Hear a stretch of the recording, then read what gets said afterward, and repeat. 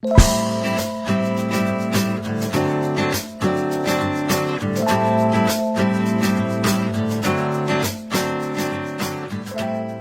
want to talk to you about Vega today, about the team, and about what we want to do in the future with Vega and the technologies that we're developing.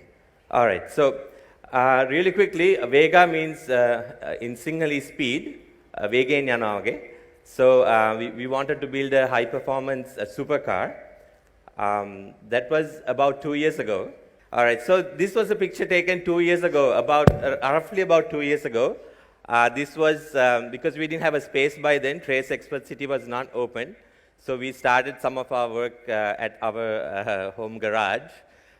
So this was we built a Lotus chassis at first. It's a Lotus 7 chassis from the 1970s to get a rough idea about building a space frame chassis and the dynamics of that. So this was our humble beginnings 2 years ago.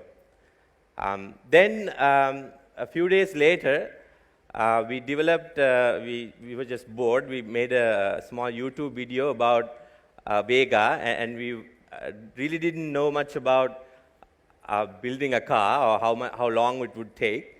So we kind of put this video together.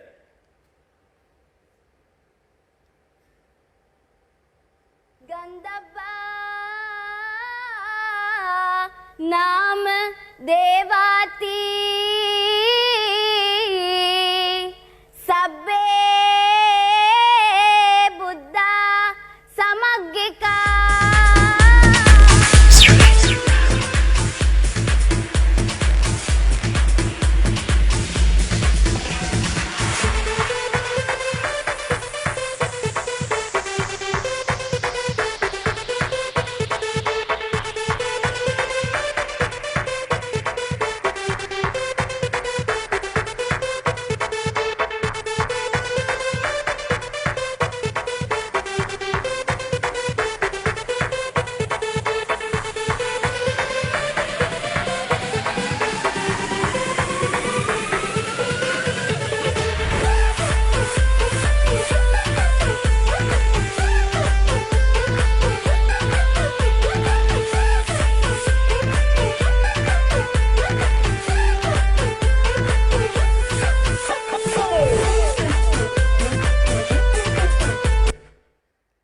So that was 2 years ago. What you don't see in the last few frames is that we committed to a date of building the car in 1 year, because we really didn't know, what kind of challenges we will face. And really, even now, we will put very aggressive goals in front of us so that we really push ourselves to innovate and to do things that the rest of the world isn't doing, that we could do it quicker with the resources that we have in Sri Lanka. All right, so simply our objective is to build a world-class, high-performance, all-electric supercar right here in Sri Lanka for the first time ground up. So this is our number one task. When we started this about 2 years ago, there were many ideas. Harsha wanted to do something new for CodeGen and new for Sri Lanka that was never done before. So we looked at a number of things, a car, other devices and electronics and so on, as to what we really wanted to do. A car is something that everybody can connect to. Everybody uses some method of transport. And a supercar, a sports car is something that people can easily connect with, and there's a lot of technology.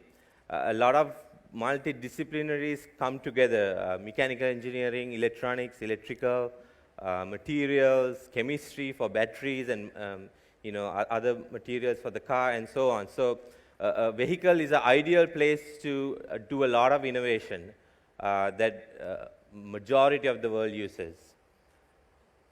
All right, so we have three goals in our project with the Vega prototype that we're building. One is to do 0 to 100 kilometers per hour in 3.1 seconds, or 3.6 seconds, a top speed of 240 kilometers per hour, and a range of 240 kilometers per electric charge. So if you look at the Nissan Leafs today, Once you charge the vehicle, you can do about 150 to 180 kilometers. So this is also a complete electric car. There is no petrol tank or engine or combustible engine. So once you charge, we want it to go 240 kilometers per charge. All right, so I want to stay on this slide a lot longer than the rest. So this is our team. We have 8 full-time employees. That's part of this team. We have a material engineer, 2 mechanical engineers, 2 electrical engineers, and about 2 electronics and a program manager. So this is how we kind of set ourselves up. Apart from this team, we have a number of student interns and trainees who are part of our project. Right now, we have 23 from about 6 different universities. We had the honor of some of your WSO2 employees doing their sabbatical with us, which was a awesome experience. So thank you, Assis. So really, a lot of people, when they talk about Vega, or they say, oh, this guy from Intel came here 2 years ago to work on the car, and so on, so on, and so forth. But really, this project is done by ordinary, Sri Lankan, youngsters who have done extraordinarily well in their studies and at their universities, and now part of this team. So credit goes to these guys for pulling this off. I, of course, just have built expertise in PowerPoint now. So all of the mechanical engineering, the software, the firmware that's been written, the electronics, the electrical, the simulations and so on, everything is done in-house by this team. So credit goes to them. And these guys come from all parts of Sri Lanka, from all walks of life as well. The furthest guy we have is from Nikavaratia. He travels about 7.5 hours on a Monday morning. He leaves home at about 3 a.m. to get to work, and he goes home on Friday evenings. Elephants roam around his backyard. We think of cool projects and we think it's all Colombo or this and that. But really, this team is from every part of Sri Lanka. So it really shows that if you really wanted to do something new and do something novel and innovate, the limit is endless, and everybody can be part of this process. All right, so quickly I'm going to go through some slides about some of the technologies of what we're doing. So before any of the car components are fabricated, everything is modeled in computer. So you can do structure analysis, FEA analysis, wind tunnel simulations, aerodynamics, and so on to really have an industry level, world-class design. We talked to a 25-year veteran from Volvo, another Sri Lankan, and we tried to follow the process that Volvo does. And about 99% of their work is also done on the computer first. So every car manufacturer is now moving from doing actual, crash testing in the front of the manufacturing process, and really doing all of that on the computer now. So because the simulations are getting so accurate. So this is a picture of the surface modeling. We took about 6 months to get from the drawings to getting a complete surface modeled CAD, a Class A kind of a model. So this is those initial, modeling that we did. By the way, this design was done by a guy called Dash Gunaratna. He lives in Colombo. He has a automobile engineering degree from UK. Much of the world-class standards on automobile design and engineering is used. Of course, there are gaps. When we get into certification, we will have to do some modifications. But we are trying to follow as much of the industry standards as possible. All right, so this shows all of our packaging. On the top picture shows all of the components that go in the car. Everything is modeled. every nut and bolt, every little bracket that gets welded on is modeled first. So you know how the weight distributes, you know how the forces and the, what kind of, space that you're talking about. So we have a space frame chassis which you see in the black tubular kind of shape, and then the body panels will be out of carbon fiber. The whole car weighs about 1,500 kilos, about the weight of a Toyota Prius, maybe a little bit more than that. And it has a 6-inch clearance. So a common question we get is, can you drive this on our roads? Yes, you can, because the Toyota Prius has about 5.5 or 6-inch clearance as well.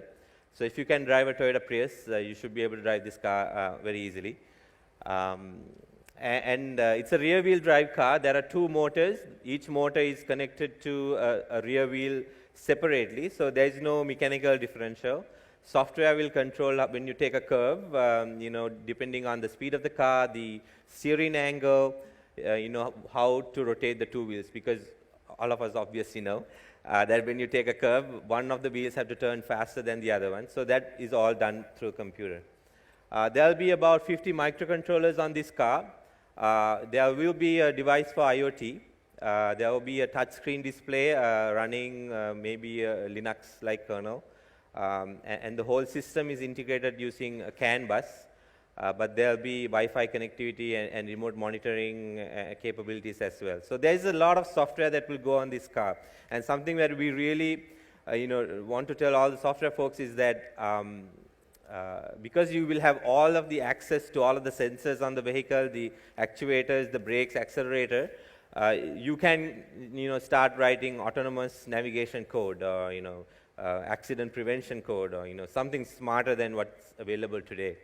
And people ask, how could you do it in Sri Lanka, with our roads and so on. But, that's where the innovation comes. And I'm sure if we put all our heads together, we can really think about how to, drive this car safely in Colombo. All right, so the bottom picture shows a 3D scan of the vehicle. We borrowed the high-precision laser scanner from University of Moratuwa to scan our plug, to make sure that it matches our simulated surfaces and make sure that the errors are all fixed. All right, so this picture shows the chassis and the aerodynamic simulations. Again, a lot of things can be done in computer now. So the top picture shows the kind of the forces that will be placed on the chassis when you do curves and high speeds and so on. And the bottom picture shows some of our aerodynamic simulations as well. So this shows the modeling of our motor controller on top. There's only about 2 other motor controllers in the world that we could buy off shelf. So we thought of building our own to see, to really get into the technology, to build that expertise so that we can get into other technologies through that. The motor controller will be rated at 600 volts, running about 600 amps. So it should be able to do about 100 kilowatts of power per motor continuously, about 150 kilowatts of power at peak, which roughly converts to about 900 horsepower, available horsepower on the car. We think we should be able to run around 530 horsepower to achieve those 3 goals that I talked about. And the bottom picture shows the battery module that we are designing as well. All right, so this is a real picture. This is our plug, which is a full-scale model of the car. This was taken about 4 months ago. We have moved much further now. So out of this plug, you build the mold, and then off the mold, you build the body panels out of carbon fiber. So it's a 3-step process. The first process of building the mold building the plug very accurately is the hardest part, and that's what we are doing right now. All right, so quickly, apart from the car, we are also building electric vehicle charging infrastructure, because this goes in hand with what we're doing, and all of our technologies that go into the motor controller matches very easily to the power electronics areas of fast charging. So what you have on the top is the fast charger that we built for Nissan Leafs and so on, that adheres to the CharDemo standard. And on the bottom, on to the right, is the it's called a level 2 charge. It's a slow charger, completely built in Sri Lanka as well. So these are being deployed around the country now. We have about 15 charging units around the country. So if you all, I don't know if somebody owns a Nissan Leaf, but we have what we call a ChargeNet charging solution. So all of the chargers are IoT devices. They are all connected to the web using a low bandwidth connectivity. With IoT devices now, it enables us to have a membership system. It enables us to give real-time information about our chargers. You know, is it busy? Once you're driving to Kandy, you know, what kind of chargers do you have on your way there? You know, is somebody charging it? What other charger can you use? You know, these kind of information can be done using this technology. All right, and then we have a mobile application as well that that gives you, you know, real-time information about the chargers and where you can get, you know, your vehicle charged. All right, so this video is the first drive of Vega when we had the battery and the motors all attached to the test platform. So this was a big day for us. This was about 1 year and 8 months of work to get to this level. We are able to do about 80 kilometers per hour right now, and we are developing the motor controller in stages so that we can break the 100 kilometer hour milestone and then move on to our 240 top speed goal.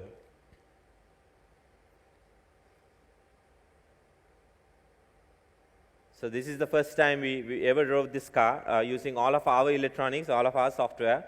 The two motors were brought in from the US, but the reduction gearbox that sits in the middle and all of the electronics is done locally.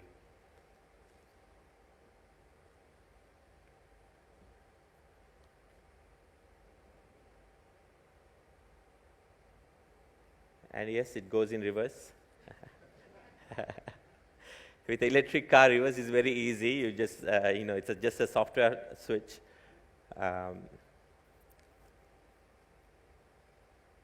So it has, you know, regular brakes. Brakes are not fancy right now, but the new Audi models have complete electric brakes. There's no hydraulics at all controlled through software. So we want to get into that kind of technology in the near future. And we have built this car so that it's autonomous capable, meaning everything can be controlled through software if needed. You know, if the capability is there, it doesn't.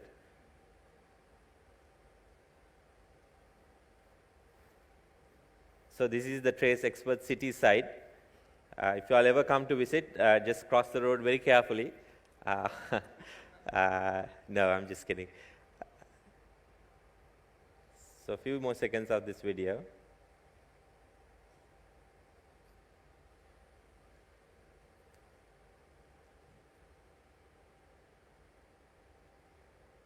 All right.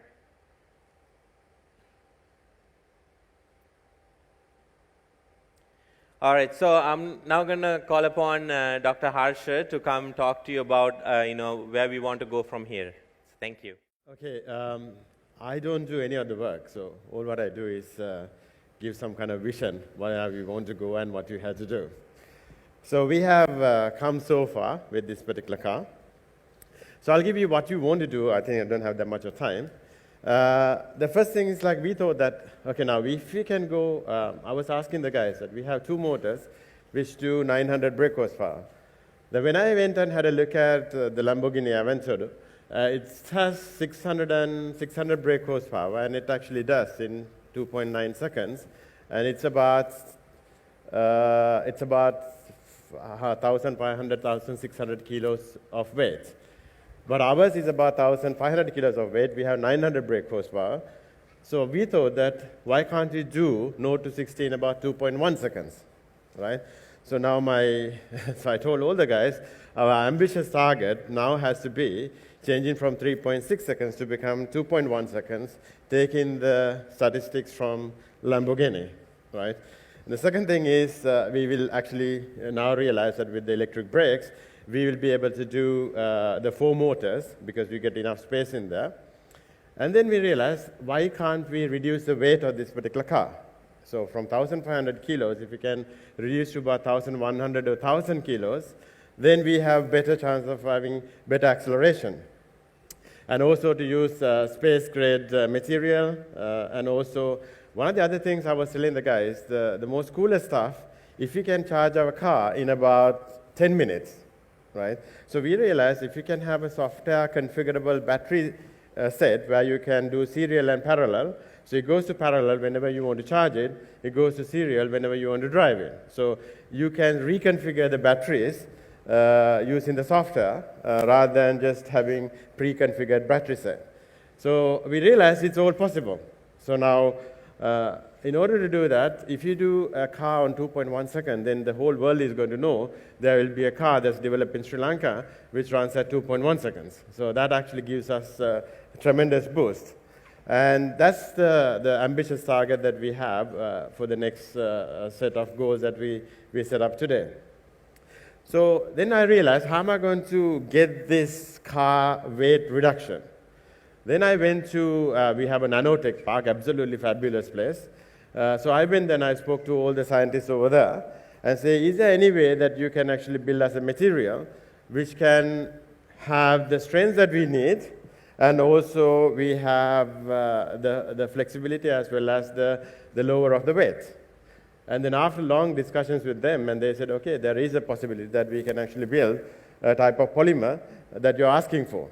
So what you're doing is like they're actually using some kind of peak material, that carbon infusion in there. And then now, at the moment, we are testing and trying it out, and we are trying to see whether we could actually make the same shell using the new material. So if you do that, we can actually drastically reduce the weight of the chassis, which will go down to about, I think, go down by 400 kilos. So that's another thing that we're trying to do with the nanotech park, and utilize some other resources that we have in Sri Lanka.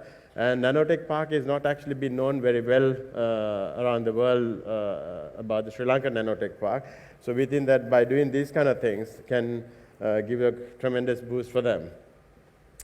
The next thing we thought, okay, what if we can, rather than going through the plug and the entire model, is there any way that we can actually do 3D printing of all these panels? So all what you have to do is like you have one chassis, and all what you do is you design your car and you 3D print your panels and then fix that one into the car. So this is like kind of quite ambitious, but we are trying our best to do that one as well. The next one is, in Sri Lanka, one of the biggest problems that we've seen is in the grid, we can get only about 30 to 40 amps. Now, if you have 30 to 40 amps, it will take a long time to charge up like 100 kilowatts of power. So what if you can store that energy over time in somewhere? As soon as you get the car, then you download all that energy into the car as fast as possible, right? So in saying that, we thought, okay, why can't we build a kind of a supercapacitor in Sri Lanka where you can do that? Then again, that we went back to nanotech park and said that is there any way that you can create us some kind of material where we can actually charge during the peak, off-peak time, those capacitors, and discharge back into the cars as fast as possible. So we are actually working on those kind of material and trying to create a supercapacitor where we can actually store that kind of energy and then download that energy into a car as soon as the car comes. So that will actually resolve the power problem that we have using the electric cars as well. And thirdly, as Bishan mentioned, that we have about 50-odd microcontrollers, and we have now creating our own API. And then we also work on some of the drones technology, like autonomous drones. So those algorithms that we have done on autonomous drones are working now, and those technologies are now become the most, I think, stable algorithm in the world today. We have few research papers that has been produced under that as well. So we are actually trying to see whether we can actually make the Vega to become autonomous as much as possible. So that's all open to all the people, all the software guys, so all the software folks to use our APIs and use the controllers and to build autonomous a car. So I think so many other people are already building it. And then we also build the autonomous part of Vega as well. And then what we realized is like, if you get all that thing done, is there any way that we can go into e-racing or Formula One e-racing? It can be, sounds as crazy as possible, but if you have the right motors, right controllers, right battery packs, and then right material and right weight, then why can't we go and do a e-racing on Formula? Right? So it can be the right time and the right place as well, because it's not been started as it has always been starting. So there's a big possibility that we could actually go into the Formula One as well. So if you can go as a country like Sri Lanka, never been known before for automobile industry, and ended up in Formula car, I think that will be the coolest thing that somebody can ever do. So that's the biggest ambition that we have. So saying that, everybody asks, how did all these things started, right? So I can actually say that one in so many different ways, but I can simplify the entire thing. Say like when you hit the midlife crisis, right, you wanted to have a faster car, right? When you want a faster car in Sri Lanka, it's extremely expensive. So if you want to drive a Lamborghini, it's going to cost you about 1.1 million. So I thought that, is it possible to spend a 1.1 million on a car, or you invest the entire money on building a car, right? So the journey started thinking on that particular line and say, rather than buying a car, let me build a car.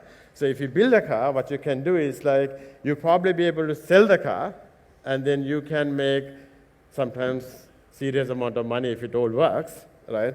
Or you can sell the technologies and you can make other stuff as well. So finally, you will be able to build a car of your own and the way you like it.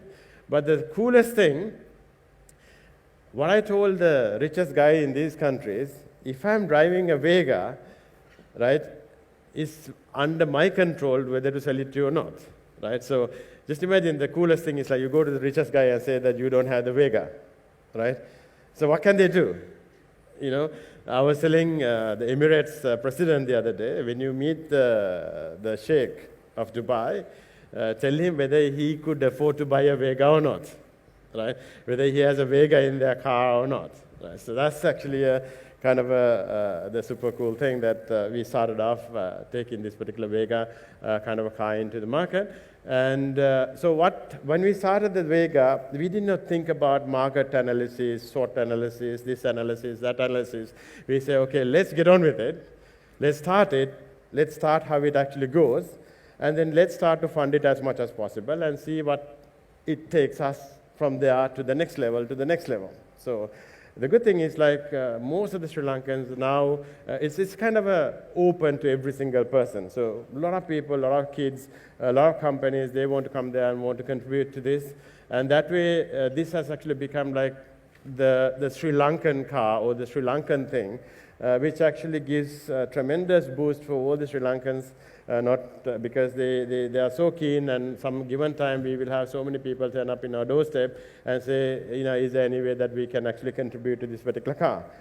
So it is actually happening at the moment, and I think hopefully that all our ambitious targets that we can meet, and then hopefully this will actually go into a kind of a business model that can actually develop into a massive industry in this particular region, because nobody has ever tried it before.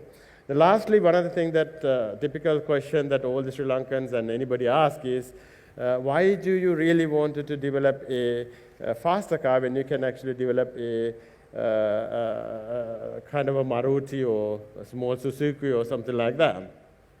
Now the difference is like, if you want to make a sort of fast-moving car, you need a lot of robotics. That costs you a lot of money. So if you want to make more margin, then you need to make more automation.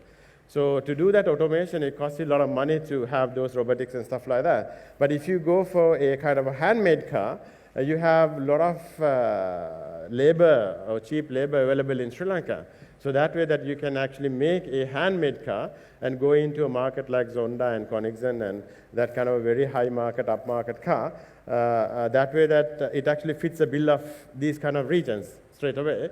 Once you become successful on a very high-end car, then you can downgrade it, and then you'll already build a reputation, and then you can go to a smaller car as much as you like. And that's the reason that you can see even all the Ferraris are downgrading to smaller cars as well now. So that's actually answering the question of why you actually did not make an electric tri-show and went to a bigger car. So that's all we had to say about the Vega, and it's actually keep on moving, and hopefully you guys can see in about a few months the full run of the car. And my time is also running out, and I wish you all the best, and I hope that you enjoyed in the WSO2 conference. It's the most admirable one of the companies that I have. I always take WSO2 as an example for whatever Sanjeev has done from there to give an international momentum. So hopefully Vega can do some kind of thing to the country and impact the entire country as well. Thank you so much.